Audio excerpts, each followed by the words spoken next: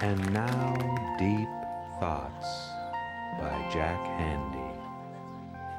Man, I wonder if guys ever have to like re-record because their hair looks a little weird or their makeup isn't as on point as it should be, or like the lighting makes them look a little older than they would like it to look. So, anyways, You're thinking deep thoughts. hi, this is video editing Rachel here. Hopefully, the last little interruption before main videos in this series that I'm doing. About 4 million years ago, I recorded a video on reselling and the basics of shipping on 3 platforms that I sell on: Poshmark, Mercari, and eBay. This is the part on eBay. I split them up into different sections because as an artist and somebody who I guess is a little too precious about editing in general right now, it's taking me too long. I'm just like getting all excited and adding all this stuff and then realizing it's taking me a month to edit. And then a lot of times some of the stuff that I'm imparting, like the information, starts changing and then it becomes irrelevant. And so here we are. I've decided to cut things down into smaller segments, even though I didn't do anything in the last week. And honestly, with everything going on in regards to, I don't know, the economy, it's been a lot and it's been extremely stressful. I don't know if anybody else is feeling that way. Maybe it's just me, but as somebody who is self-employed for not one, but 2 businesses, technically being an artist is, you're considered self-employed, and being a reseller is also considered being self-employed. So it's just been, it's incredibly stressful. eBay, in my opinion, is probably the hardest platform to resell on in regards to shipping. Shipping can eat away into your profits because the difference in the dollar amount for shipping can be substantial when you take into account all of the factors that go into shipping, which are how far it's going, which you have no control over in general, because the person purchasing it, like, you don't generally know ahead of time unless they like send you an offer or a message ahead of time, or the dimensions, the weight, all that good stuff, what how it's going, ground advantage, priority, blah blah blah blah blah. So stuff tends to get a little nuanced, and that can, like I said, eat into your profits in general. So here we go. Hi, my name is Rachel. I am an artist. I am a part-time reseller. I'm also somebody who is obsessed with sustainability, with saving things from the landfill, with giving back to my community, something I like to call compassionate capitalism. Climate change is real. Climate change? Well, that is a real problem. I think it's super important. That's kind of the mission statement of these videos, because I think especially talking about reselling in general, a lot of videos that are out there are about leveling up, about being like 7-figure full-time resellers and having this big conglomerate and LLCs and all that stuff. I just want to save some stuff from the landfill and pay some bills. Pay for my dad's rent because Social Security does not even begin to cover his rent. Which is a whole nother conversation, which starts to get political. And I think also too, resellers are very nervous about being political, except for maybe 1 or 2. But for me, I feel like it's universal, like giving back to our communities, saving things from the landfill, like finding another use for things, and also, making money. It's all great. It's like a win-win situation. So that's what I'm trying to do. In my last video, I did do like my little editing video was about the economy and having like a realistic discussion about where it's heading right now, because even as we're talking, things are starting to get interesting, and I think that is definitely going to change. Any kind of small business, any kind of side hustle, if you'd like to call it, that you have, generally it just seems like things are going to get a little bit harder. And so how that changes the way I approach something like reselling, or I even approach like being an artist is going to change. And I'm still thinking through it right now. It's been really stressful because I have worked so hard and I've been doing really well and really enjoying like reselling, and now thinking that it's going to be a little bit more difficult and having to strategize a little bit more is a little frustrating in general. So anyways, as always, everything that you see on my body or on this mannequin is thrifted. I'm like obsessed with this shirt that I found from the Goodwill bins. It's from Up, obviously. It's the first few minutes of that movie, like, has me weeping every single time I watch it. I think it's one of the best ways that I've seen, like, that has encapsulated the, you know, the human experience of life. Anyways, I'm so excited about this shirt. Even outside of videos that nobody's watching, by the way, so I could basically do whatever I want. But in general, out in the wild, 80% of everything that I wear is thrifted. And I do also purchase from people on eBay and Poshmark. I just purchased this amazing dress on Poshmark, which, by the way, the seller was incredible. And I wore it for Easter service, which I sang at. It was kind of like a concert, and I got a lot of compliments on it. So before this video becomes 20 minutes, Too late. let's get on over to eBay and let's look at just the basics of eBay shipping. Hey, come on. What's your opinion on eBay shipping? Do you think it's hard? Do you think shipping on eBay is easy? Do you think it's easier with a treat?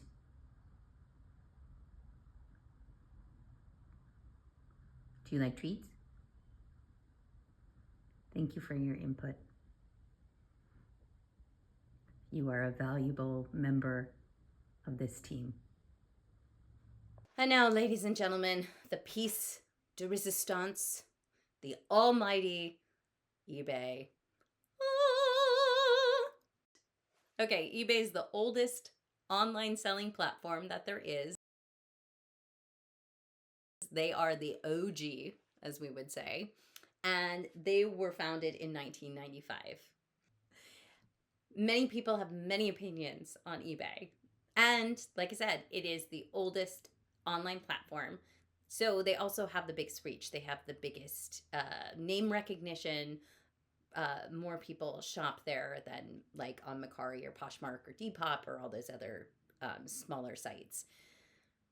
However, shipping with eBay is the hardest out of all of them, because eBay, even though on their site you can purchase your own label, they don't make it easy for you.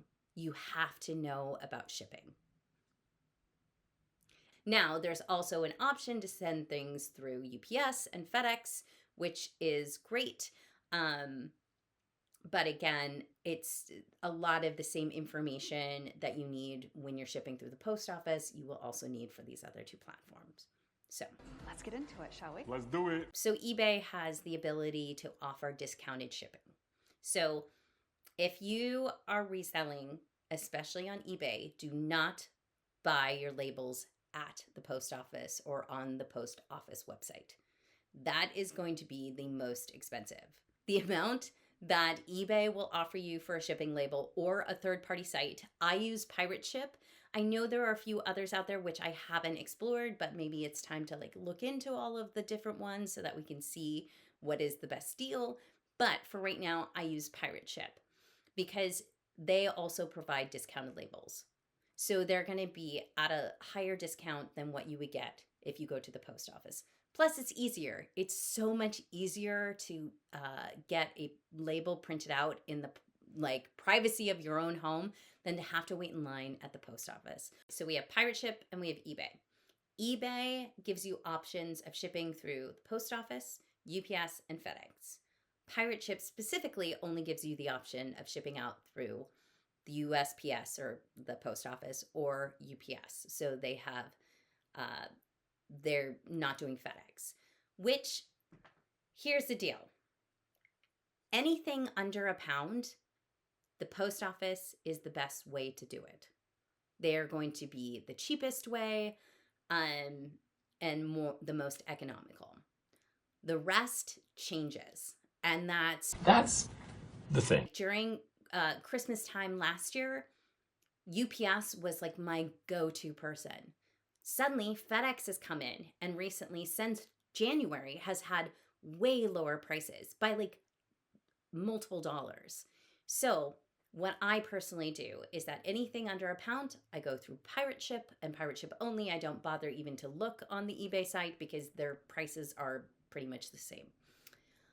Anything over a pound, I go and I put the package together and I see what the prices are through the post office, UPS, and then I will go and input that information into eBay and see what the price is for FedEx. And then I will choose what is the cheapest option. So, but FedEx may change their price structure and then UPS becomes more competitive again. So I would say, especially if you're just going to like a third party and eBay, so it's just two different things, like I would check both. It's always good to get more information. And It's great to learn. Because knowledge is power. So I say so a lot. With buying a label, there are different factors that you need to take into account. The first one is where it's going. The post office especially has these things that they call zones. And so it basically, the zone number is higher depending on the further away that it's going. So something that is going to Los Angeles, which I am near, is going to be something called Zone 1. While as I go to New York, which is all the way across the country, it is like Zone 5 or Zone 6. I'll put it up so we know exactly because details matter. But if it's going to Los Angeles, it's not going to require as much, manpower, less fuel, less people will be touching that package because, it's only going a short ways. And so it's going to be cheaper. And the difference can be, again, between like $2 and $3. So it can get expensive. And so, sometimes I completely luck out. As I mentioned in the last video with the jersey, it just went to California. So it only cost me like $5 to ship. But if it had gone to New York, it would have cost over the amount that I had charged for shipping because I charge a flat rate shipping, which we'll get into in 2 seconds. But so big thing to know, which you will have no knowledge of until the person purchases the item, unless they contact you ahead of time and let you know where they are. So Well, we'll take that under consideration. the next one is weight. How heavy is it? Because they go by 4 ounces, 8 ounces, 10 ounces, a pound, so on, so forth. And again, prices can differ in dollars. Here's the thing. When I do flat rate shipping, I already know just from experience that if I'm shipping something, even if it's like down the street and it is over 4 ounces, it is going to cost me over $4. And $4 can be a lot to somebody, especially if, people are strapped financially. Me. So knowing that even just across the street, something over 4 ounces, which if you start weighing things is not a lot, you then start to realize like how expensive it can get. Because once you then get close to the 8 ounces, because they love to round up, then the price jumps up. And then so on and so forth. So how much does it weigh is important. Next up, woo! Dimensions. The post office implements a price increase if packages start to get on the larger side. The bigger your package, the bigger something that you're selling, the more expensive that it's going to be. They have surcharges if something goes above what they consider like a regular size package, or what they would consider, it would be considered more oversized. There's a $4 surcharge if the longest side exceeds 22 inches. And that's 22 inches up to 30 inches. So the very longest side of your package cannot exceed 22 inches. There's a dirty joke in there somewhere, but I won't go for it. I want to, but I won't.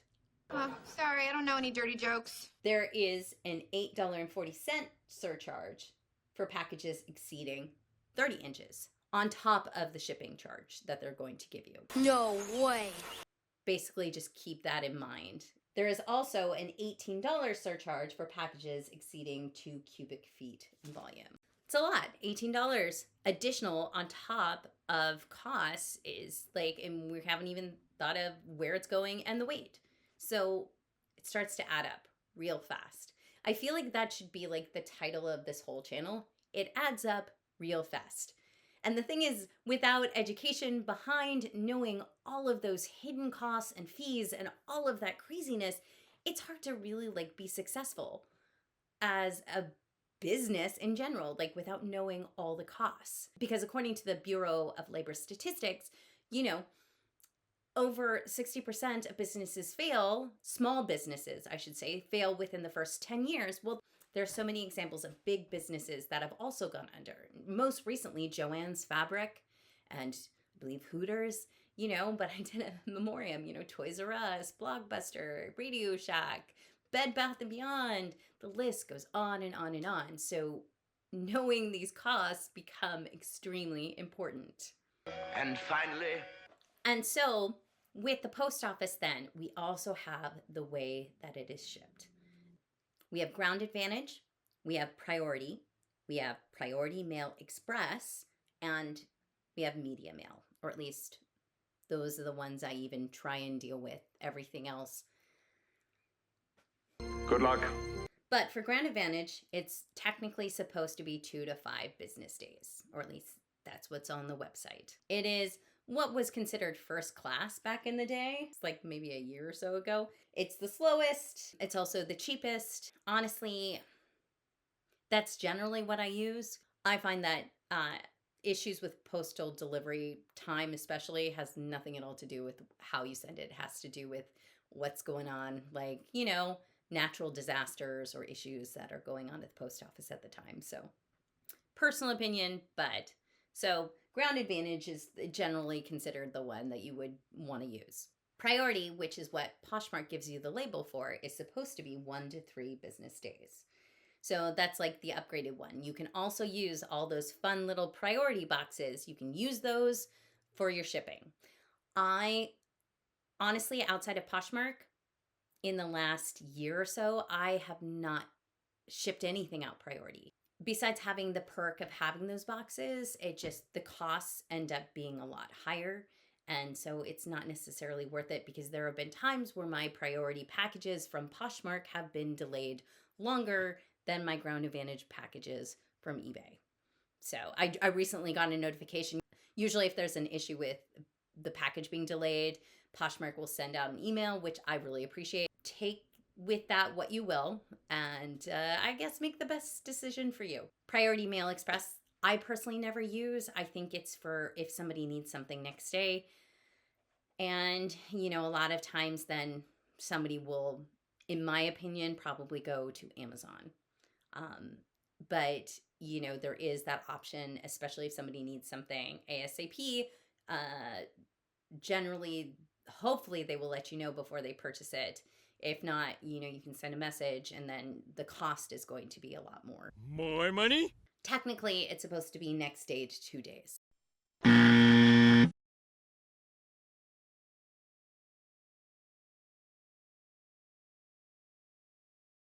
It doesn't even guarantee next day. Media mail is things that are books, like CDs, VHS, cassette tapes, all of that fun stuff, but they do have some pretty strict rules with that. It cannot be anything that has an advertisement. So something like a comic book or a magazine do not count. You have to ship those out regular. And then magazines sometimes can be heavy, so take that into account. Also, you cannot have any advertisements in your package, even though every single time I've purchased from a large bookseller, which by the way, I try not to now, but every single time, and that is just, I think I've done it 4 times, there have been advertisements in there. So I will leave you to your own opinion on that. So, but technically, for the rules, you're not supposed to have any kind of advertisements in there. It's supposed to be the cheapest way to ship something. It's also slower. I found that they have increased media mail costs recently over the years, so it ends up being very similar. So, but if something is a book or a VHS or a cassette or a DVD, I will generally ship it out media mail. Wow, that's a lot. So when you are listing something on eBay, you have to set up all of that shipping information. And a lot of people do business policies, but let's just go from the very bare bones. Let's say you don't have a business policy, and we can get into that later because that's a whole nother thing. You basically are providing information. What I do personally is that I just do flat shipping cost. I feel like I have enough experience with shipping stuff out that I kind of know what the costs are. And then sometimes I don't, or things change. And then I find out the hard way by having somebody purchase something of mine. And then I realize that the shipping that I charged and the shipping that they paid are completely off. And a lot of times that will be like they paid way less than I'm paying for the shipping.